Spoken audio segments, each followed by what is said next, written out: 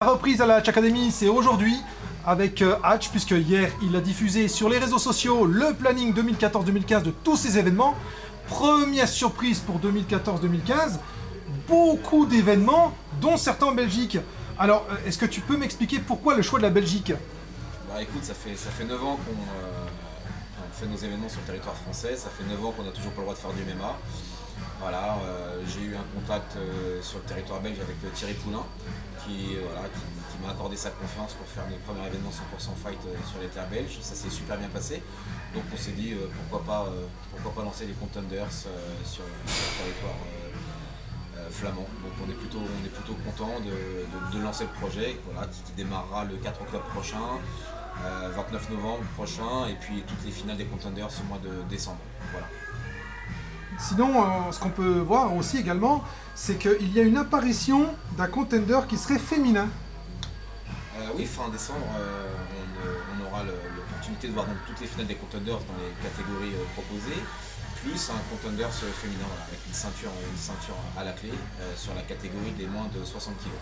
Voilà, donc premier contenders féminin. Voilà, les choses évoluent. On arrive enfin à faire du MMA chez Hatch Productions. Donc une nouvelle n'arrive jamais seule. Cette fois-ci, ce sera les féminines qui auront le droit de rentrer dans la cage. Donc à l'instar des grandes organisations américaines, tu emboîtes le pas en organisant ces tournois féminins qui couronneront une championne alors? Bah, certainement. Et puis des championnes, on en a pas mal sur le territoire national. Donc voilà, on verra qui endossera la ceinture du premier contenders MMA en Belgique. Sinon, est-ce que tu peux nous parler un peu de Fight One, cette organisation, cette nouvelle organisation? Alors Fight One, hein, ça démarre d'une très grosse amitié et d'une très grande amitié plutôt avec Ali Yag et Cliff Ramia, donc, qui font partie des piliers de la Hatch Academy et de Hatch Productions.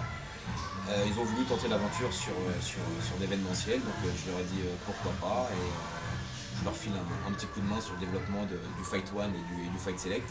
Voilà, ils se débrouillent plutôt bien, et puis voilà, en attendant qu'ils se lancent pour de bon tout seuls, on est là pour les épauler. Et donc j'ai vu aussi que tu organises beaucoup de Road to Contenders maintenant. Est-ce que tu peux nous parler de cette épreuve qui est un peu à part finalement par rapport à ce que tu fais? Écoute, le Road, il faut savoir qu'avant le Road, il existe bien entendu les Contenders, c'est le 100% fight. Il nous fallait travailler sur des niveaux inférieurs encore. Le Contenders est en train de monter d'année en année, donc il fallait travailler sur du débutant. Alors on a décidé de boucler la boucle et de travailler sur un très gros vivier, et donc les personnes qui n'étaient pas du tout connues et qui avaient zéro combat à leur actif ont largement leur place au Road to the Contenders pour se faire un nom, et le premier de chaque catégorie, lui, se verrait invité sur l'événement au-dessus de celui du Road, puisque c'est le Contenders. Donc la première de chaque catégorie qualifiée pour le Contenders. Et ce qui interroge aussi sur ta carte, c'est cette présence de duels de pays. Hein, je dénote, hein, France-Espagne, France-Portugal, France-Belgique, France-Allemagne, France-Angleterre. Est-ce que tu peux nous en parler un peu de ce concept? Écoute, on avait lancé sur quelques années précédentes la Supreme League, qui avait bien fonctionné. Maintenant, c'est vrai que c'est pas évident de réussir à boucler les cartes quand on a j'ai envie de dire trop peu d'équipes au complet. Donc on s'était dit pourquoi pas faire du France-étranger, et voilà, on arrive à une période de l'année où la Suprême est bouclée pour 2016.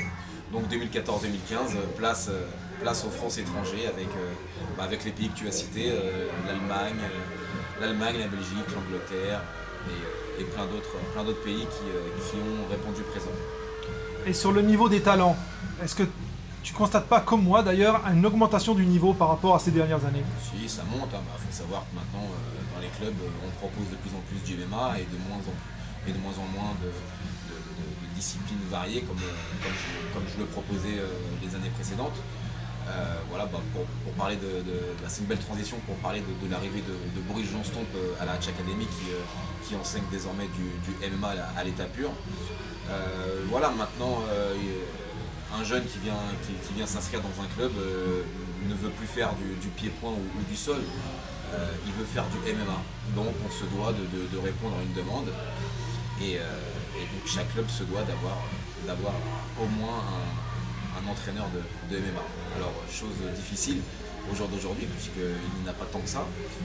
On a réussi à avoir Boris, donc nous en ce qui nous concerne on est plutôt satisfait. Et puis bon, voilà, pour rivaliser avec de grands clubs, pour ne pas les citer, Crossfight et la Old School et la Snake Team. Voilà, donc on est plutôt bien lotis maintenant. Et donc sur Boris Johnston, est-ce qu'il retournerait au moins une fois à la compétition avec toi, sous ton égide? Pour parler en toute franchise, je pense qu'il a tourné la page. Il est plutôt maintenant dirigé dans l'enseignement. Mais maintenant, si je devais dire un mot sur Boris, je pense que demain, s'il remonte sur un ring, il pourra faire des dégâts, largement. Et j'ai vu aussi que tu avais mis des dates de grappling, des shows de grappling, notamment le J1 bien sûr, qu'on connaît depuis maintenant quelques temps, mais également la Coupe de France de grappling, le championnat de France de JJB, enfin... Alors, en fait on travaille en étroite collaboration avec la Fédération française de lutte. Donc voilà, on a une équipe ici qui est dévouée à développer et promouvoir le grappling sur la France et en l'occurrence avec la Fédération française de lutte. Donc voilà, c'est pareil, on essaye de les aider comme il se doit et puis ils s'y sont pris au jeu et aujourd'hui ils sont quasiment là à toutes les compétitions de grappling. Donc c'est pour ça que les dates que tu viens de mentionner, voilà, on se doit de s'y tenir et d'y assister. Donc le calendrier est disponible sur tous les réseaux sociaux. Ouais, les combats vont tomber dans pas très longtemps. Le 4 octobre, dans 3 semaines, donc il y a plus de 20 événements cette année à tenir. Ça va être très très difficile, c'est un très gros challenge cette année. Maintenant voilà, on verra si on arrive à tenir sur 3 événements par mois, ce qui va être pas une masse à faire. En tout cas, c'est vraiment un planning très chargé. On n'avait pas vu ça depuis 2 ou 3 saisons. Tu mets dans le lourd cette fois-ci. Hein. On ne va pas appeler ça du lourd. On a des gens qui veulent s'investir. Voilà, je fais avec mon équipe depuis maintenant 9 ans. La boucle ne sera pas bouclée tant qu'on n'arrivera pas à faire du MMA en France. Donc voilà, on se bat, on essaie de faire du bruit un petit peu partout et jusqu'au jour où on fera du bruit sur nos terres. Et justement, comment se passent les relations avec les autorités, que ce soit bien sûr politiques ou les organisateurs, les organisations diverses et variées de Pancras Je suis un peu fatigué de tout ça, donc aujourd'hui je prends mes affiliations, je lis bien le règlement fédéral et voilà, on essaye d'appliquer ce qu'il faut pour ne pas avoir de problème le jour J. Ça fonctionne bien comme ça et puis pour le reste, on attend simplement. Est-ce que tu n'es pas fatigué d'attendre justement, ce qui explique un peu ton départ en Belgique? On est fatigué, c'est pour ça qu'aujourd'hui on se délocalise sur la Belgique, mais on garde quand même, comme tu as pu le dire tout à l'heure, une dizaine d'événements sur la France. On ne lâchera pas la France, quoi qu'il arrive. C'est tout à ton honneur, Hatch. Merci à toi pour cette entrevue et écoute, on te souhaite toute la réussite pour cette saison. C'est bien parti en tout cas. Merci à toi.